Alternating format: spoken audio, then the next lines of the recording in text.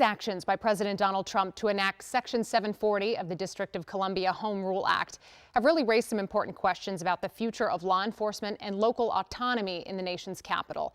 This move grants the president the power to federalize D.C.'s police force during times of emergency, sparking some heated debates about its legal and political ramifications.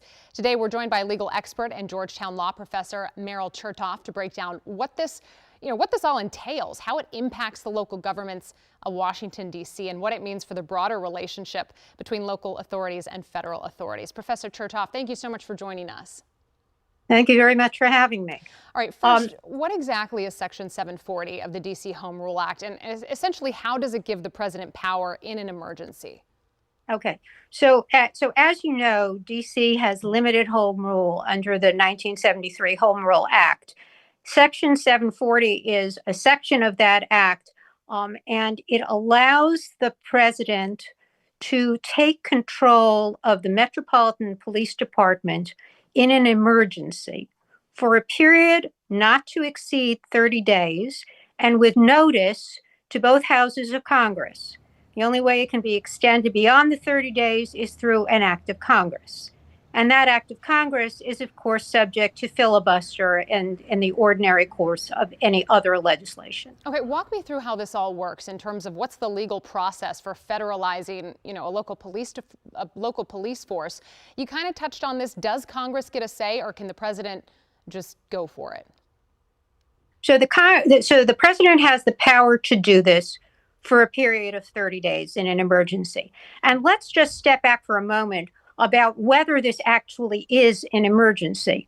If you look at what is actually going on, the Congress cut $1 billion from DC's own home-raised budget, and that money is not available. That's $1 billion that has not been available to the district to do, among other things, law enforcement. There's just been another $20 million of cuts in emergency service money. The DC crime rate is the lowest it's been in 30 years. So as somebody who's an expert on emergency services, I would first interrogate the whole notion that there's an emergency. Sure. The president cited a number of anecdotes of very serious crimes that have occurred in the district, and there are serious crimes in cities and in rural areas. But nothing that I heard in this morning's presentation by the president suggested that we're in an emergency situation in D.C. that would justify an emergency declaration under Section 740. We just heard this come out, about an hour ago.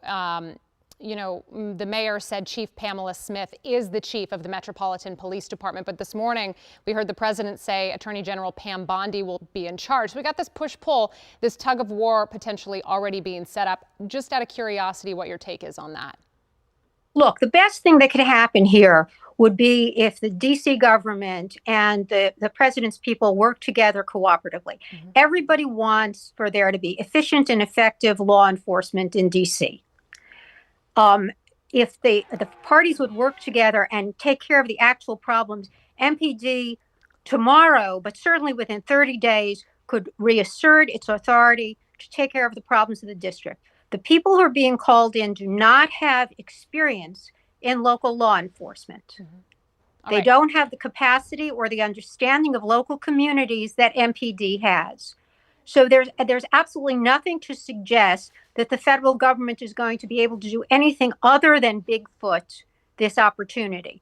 The best thing that can be done is if the new U.S. Attorney, Jeannie Pirro, works directly with her counterparts in D.C. government, if the temperature goes down in terms of the rhetoric, and if everybody works together in order to improve law enforcement in D.C., there's no need for the federal government to assert authority over MPD. As I said, crime rates in D.C., there was a spike during the pandemic, and in 2023, the rates have dropped precipitously. And the areas where the president is talking about these anecdotal instances, which are, of course, dreadful, are actually some of the safest areas in D.C. Crime in D.C. is concentrated in wards 7 and 8, where there's a high incidence of poverty. That's where the resources should be allocated, and it can all be done cooperatively. One example is there have been cuts made to violence prevention programs in the district, which showed a great deal of promise. They're showing promise around the country. The president could do nothing better than to try to work on violence prevention in order to cut things off at their root sources. And I think that I saw a quote in your last segment that that's exactly what MPD has asked for, is to try to find its way to get to the root causes of violence and crime in the district. All right, Professor Meryl Chertoff, thank you so much for your time and for your expertise. Appreciate it. Thank you very much.